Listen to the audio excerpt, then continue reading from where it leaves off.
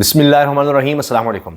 मामला इतना बढ़ गया है कि अब चीफ जस्टिस काजी फाइज ईसा को खुद सामने आकर वजाहतें देनी पड़ रही हैं, खुद उनको यूट्यूबर से बात करनी पड़ रही है। लेकिन इसके बाद अब एक वकील साहब सामने आ गए हैं, उन्होंने यहाँ तक कह दिया है कि मैं आ रहा हूँ काजी फाइज ईसा साहब के खिलाफ सुप्रीम जुडिशल काउंसिल में रेफरेंस दायर करने। अब उन्होंने ये भी ऐलान कर दिया है कि वो खुद यानी वकील कह रहा है कि जी मैं रेफरेंस दायर करूंगा। क्यों काजी फाइसा साहब ने इस तरह से ये इंटरव्यू दिया है या यूट्यूबर से बात की है, ये वो किस तरह कर सकते हैं, क्या उनका हलफ इस चीज़ की इजाज़त देता है, ये वो मिसकंडक्ट उन्होंने कर दिया है और सुप्रीम जुडिशल काउंसिल अब मैं मामला लेकर जाऊंगा। ये सारा मामला शुरू होता है कमिश्नर रावलपिंडी के इस्तीफे से, कमिश्नर रावलपिंडी के ऐलान से। कमिश्नर रावलपिंडी ने जिस तरह से कहा कि मैंने धांधली की, मुझसे धांधली करवाई गई, मैं इस पर शर्मिंदा हूँ, मैं इस्तीफ़ा देता हूँ और मुझे सज़ा दी जाए। और वो कहते हैं जी मैं इस सब का ज़िम्मेदार हूँ, मैं ज़िम्मेदारी कबूल करता हूँ, इतराफ़ जुर्म करता हूँ, गिरफ्तारी देता हूँ। फिर अब कमिश्नर ऑफिस सील करने की खबरें हैं और बहुत से लोग कह रहे हैं जी इसलिए कि सबूत मिटा दिए जाएँ, ठप्पे लग रहे हैं, ये भी कमिश्नर ने कह दिया। लेकिन सबसे ख़तरनाक बात जो उन्होंने की वो ये कि चीफ इलेक्शन कमिश्नर और चीफ जस्टिस इसमें मुलव्वस हैं। अब इसके बाद खबर आई कि सुप्रीम कोर्ट में आला सतह का इजलास हुआ, हंगामी इजलास हुआ। फिर खबरें चलीं, ज़राए से खबरें चलीं कि जी सीनियर जजेस जो हैं वो चीफ जस्टिस के चैम्बर में गए हैं, वहाँ पर बात हुई है। इनमें जस्टिस अतर मिनल्ला साहब हैं, जस्टिस मुनीब अख्तर साहब हैं, जस्टिस या अफरीदी हैं और जस्टिस मुनीब अख्तर हैं, इनके नाम सामने आए। जस्टिस आयशा मलिक का नाम सामने आया, इन सब के नाम सामने आए। फिर खबर आई कि जी इस पर सुओ मोटो नहीं लिया जा रहा इस सारे मामले पर, कि जी कमिश्नर कह रहा है कि जी इसमें चीफ जस्टिस भी मुलव्वस हैं, मैंने धांधली की और सब कुछ ये हमसे करवाया गया। और 13 जो सीटें हैं वो यानी नून लीग के पलड़े में डाली गई। 70 हज़ार की लीड थी तहरीक इंसाफ की, वो जनाब नून लीग को दी गई। अब इस पर इतनी हवास बाख्ता हो गई है नून लीग कि मरीम औरंगजेब साहिबा ने आकर तो यहाँ तक कह दिया इतने गुस्से में आकर कि जी ये तहरीक इंसाफ इमरान खान का सर ही कलम कर देना चाहिए था। 2014 में ही इन्होंने धरना दिया, उसी वक्त ये कर देना चाहिए था, फितना है, इसको ख़त्म कर देना चाहिए था। अब ये वही बात है जब इमरान खान सब पर कातिलाना हमला हुआ तो उससे पहले ये बार बार इसी तरह की बात कर रही थी, फितना फितना फितना। और फिर तौहीन मज़हब का इल्ज़ाम, इसमें मियाँ जबील भी थे, पीटीवी पर भी ये सब कुछ चलता था। तो अब इन्होंने ये मामला शुरू कर दिया। ये हालात बड़े ख़तरनाक होते चले जा रहे हैं, ये अभी इनको समझ नहीं आ रही। ये जो फैसला साज हैं, प्लानर्स हैं, उनको भी समझ नहीं आ रही। लेकिन एक बात ज़रूर नज़र आ रही है कि जो प्रोजेक्ट मियाँ नवाज शरीफ है वो अपने खात्मे की तरफ है। ये जो सारा प्रोजेक्ट लॉन्च किया गया था, लंदन प्लान था, ये सारा ख़त्म होने जा रहा है। इसमें 3 ऑप्शंस डिस्कस हो रही हैं। एक तो ये कि जो तहरीक इंसाफ की सीटें जीती हुई हैं फॉर्म 45 के मुताबिक वो सारी की सारी उनको वापस की जाएं और फिर जाहिर है कि वो खुद से इतनी मेजॉरिटी में होंगे, 2/3 अक्सरियत के करीब होंगे। वो पंजाब में भी, खैबर पख्तूनख्वा में तो हैं ही और सेंटर में भी, तो फिर मामलात आगे चलें। दूसरा, बड़ी कन्फ्यूजन पैदा हो गई है नून लीग की तरफ से। अब ये भी प्लान सामने आ रहा है कि जी मियाँ शहबाज शरीफ को वज़ीर आला पंजाब बनाया जाए और मरीम साहिबा सेंटर में अपोजिशन में हो, क्योंकि अब मुतालबा पीपल्स पार्टी से नून लीग कर रही है कि जी हमारे साथ इस जुर्म में शरीक आप रहे हैं, अब साथ दें और काबीना में भी शामिल हों। 2.5 साल की बंदरबांट होगी काबीना की और इसमें शामिल हों, वरना हम नहीं आ रहे। क्योंकि इनको पता है कि इन्होंने 2 साल में इतनी तबाही कर दी है कि अब ये संभल ही नहीं सकती। इमरान खान अब कभी भी नहीं मानेंगे कि जी जो चोरी हुआ हुआ माल है वो आप अपने पास रखें और जनाब हमें कहें कि सेंटर में आ जाए। और उनके पास मेजॉरिटी भी नहीं रही इस तरह से, सबसे ज़्यादा आज़ाद उम्मीदवार उनके पास हैं, उनकी जमात आ गया, लेकिन वो इस तरह ये सारा धांधली की बात तो उनके पास भी नहीं है कि वो खुद से हुकूमत बना लें, उसके बगैर इमरान खान आगे नहीं आएंगे। ये तो पहली बात है कि उनकी सीटें उनको वापस की जाएं। दूसरा ये कि कोई एमरजेंसी लगा दी जाए, मार्शल लॉ की कैफियत हो और मामले को लंबा चलाया जाए। तीसरी ऑप्शन ये है कि दोबारा से इलेक्शंस करवाए जाएं। तो अब दोबारा सिलेक्शन में फिर बड़ा खर्चा होगा, तहरीक इंसाफ और ज़्यादा मजबूत होकर आ जाएगी, क्योंकि ये तो नहीं होगा कि अब बल्ले का निशान भी आप छीन लें, सारा कुछ छीन लें, ये सारा माहौल हो, नहीं। अब ये खबर भी आई है कि 16 लोग जो जिन पर इल्ज़ाम था कि मुलव्वस हैं लाहौर में जिना हाउस पर हमले में, तो उनकी इंसदादी दहशतगर्दी अदालत से उनकी रिहाई हो गई है। फिर आप देखें आज जो एहतजाज जिस तरह से हुआ है, एक दफ़ा फिर तहरीक इंसाफ इतने महीनों के बाद पूरे पाकिस्तान में नजर आई है, शहर शहर एहतजाज हुआ है। लाहौर में फिर से गिरफ्तारियां हुई हैं, लोग बाज नहीं आ रहे। इस्लामाबाद में बड़े पैमाने पर लोग निकले हैं, इतनी तादाद में लोग निकले हैं कि वहां पर सारे लोगों को गिरफ्तार भी नहीं किया जा सका। शेर अफजल मरवत वहां पर निकले, पुलिस को फिर चकमा देने में कामयाब हुए, वहां पर पहुंच गए जनाब जहां पर एहतजाज था। फिर वहां पर उन्होंने तकरीर की, चोर चोर नवाज शरीफ चोर के नारे लगवा दिए। वहां पर बड़ी तादाद में लोग थे। फिर पता चला जी रेंजर्स को भी बुला लिया गया है और CTD को ड्यूटियां लगाई गई हैं। ये इस तरह का माहौल रहा, तो हालात बड़े कशीदा हो रहे हैं। अलबत्ता सलमान कुराजा साहब की रिहाई की आखिरकार खबर आ गई, तो ये इस वक्त सूरत हाल चल रही है। लेकिन अभी جو تازہ ترین اطلاعات ہیں وہ یہ ہے کہ یہ مشاورت ضرور ہی لیکن سو موٹو نہیں لیا جا رہا. پیر کو دیکھتے ہیں سماعت میں کیا ہوتا ہے.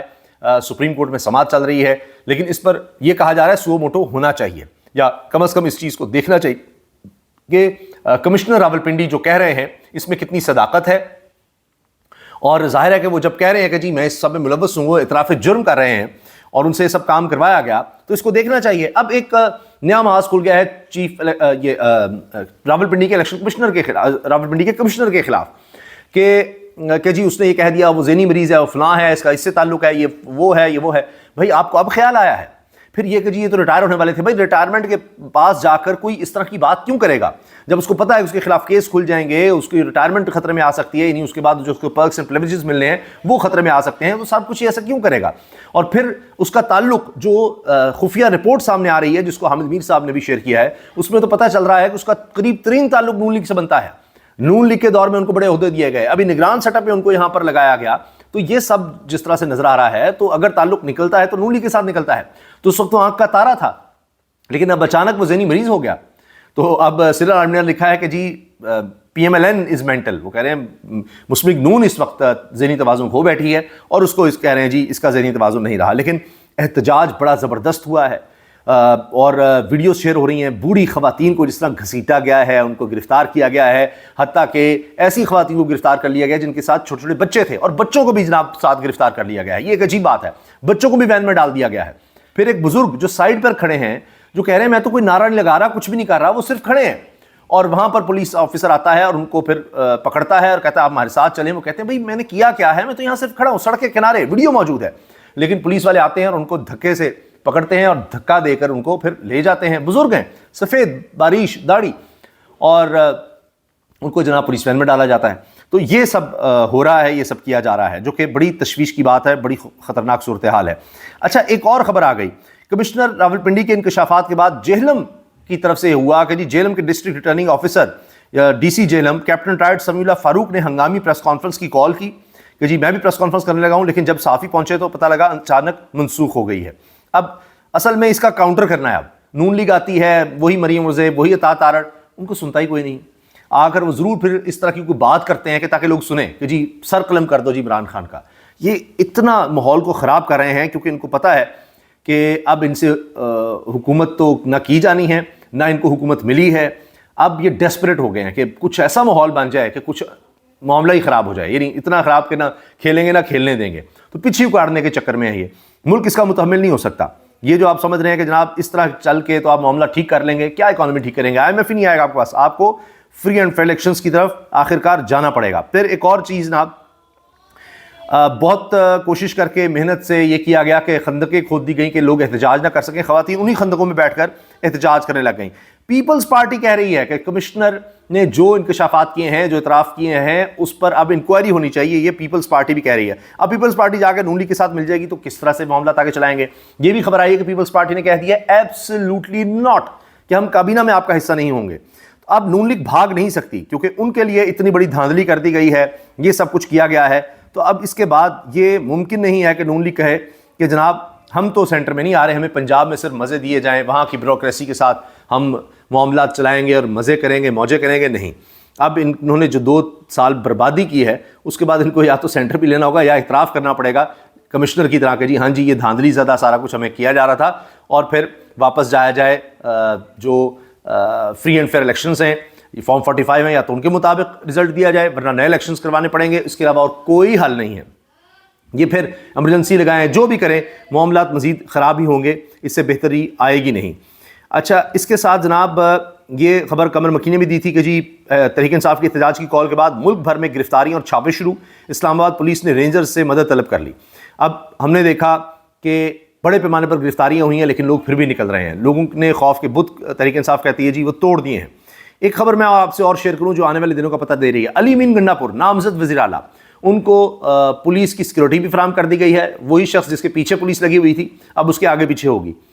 اور علی امین گنڈا پور نے یہ کام کر دکھایا ہے کہ انہوں نے تقریر جو کی ہے احتجاج میں آ کر پشاور میں, انہوں نے عمران خان صاحب کی تصویر اٹھائی ہوئی تھی اور عمران خان کے نعرے لگ رہے تھے. اب خبر اصل یہ ہے, بڑی بات یہ ہے کہ بڑے چینلز, بڑے چینلز, شاید جن کو بھی چاہیے کہ جناب لوگ اب دوبارہ ہمیں دیکھنا شروع کریں، ان سب نے یہ براہ راست دکھایا، براہ راست.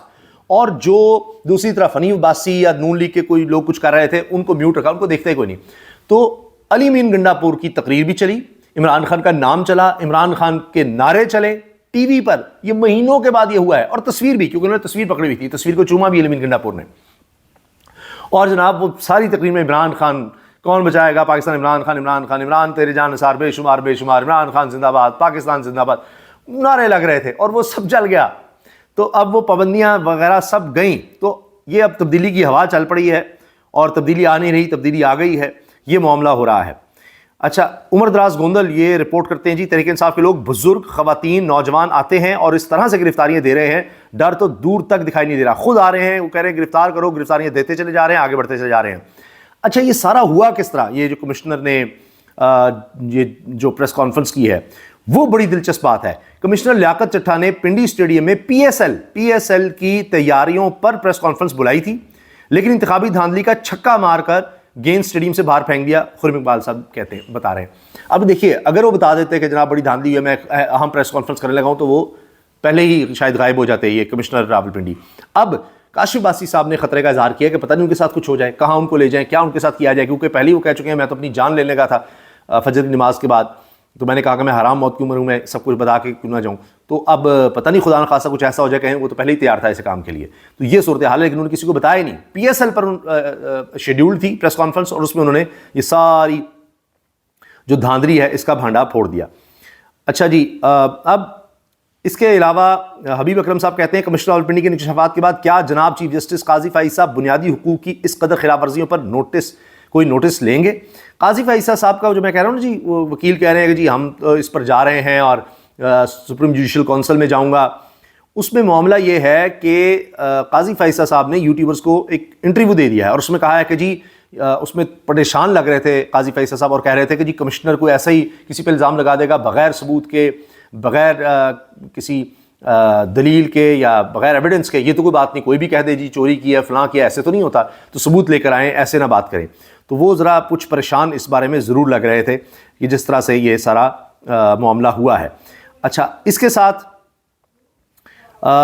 ایک اور چیز، پرویز خٹک صاحب جو بار بار کہتے رہے میں تحریک انصاف کو تباہ کروں گا، میں وزیر اعلیٰ ہوں، ان کی بھی بات ہو گئی ہوئی تھی. پرویز خٹک صاحب جنہوں نے تحریک انصاف پارلیمنٹیرین بنا دی تھی، وہ جناب وہ بھی چھوڑ گئے اب سیاست.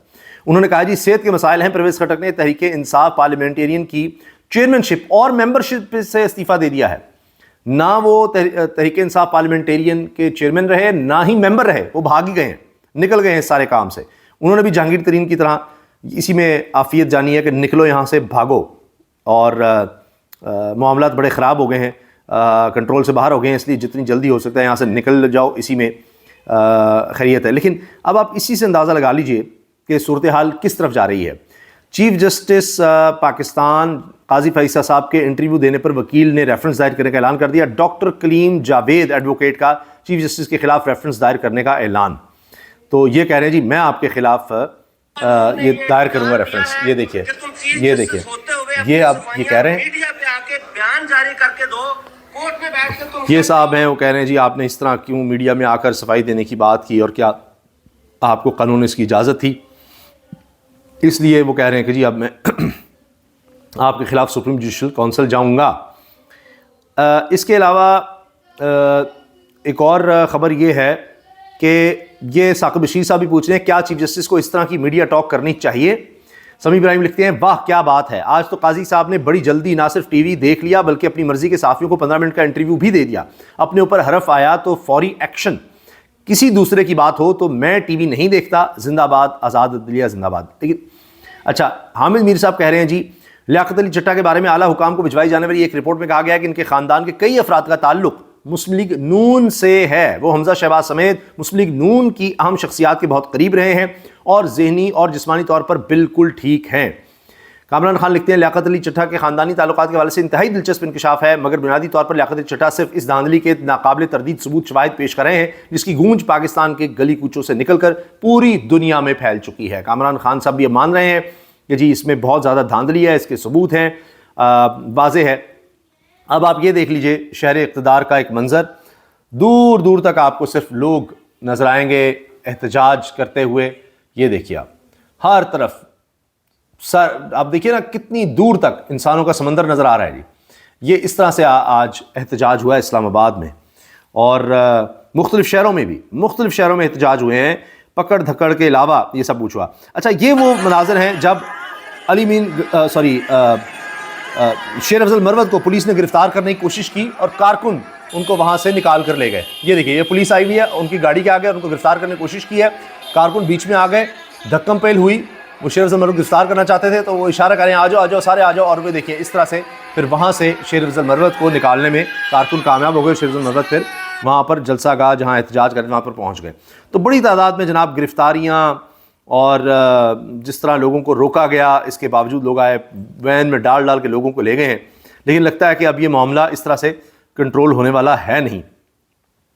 اب دیکھتے ہیں کہ آگے کیا ہوتا ہے.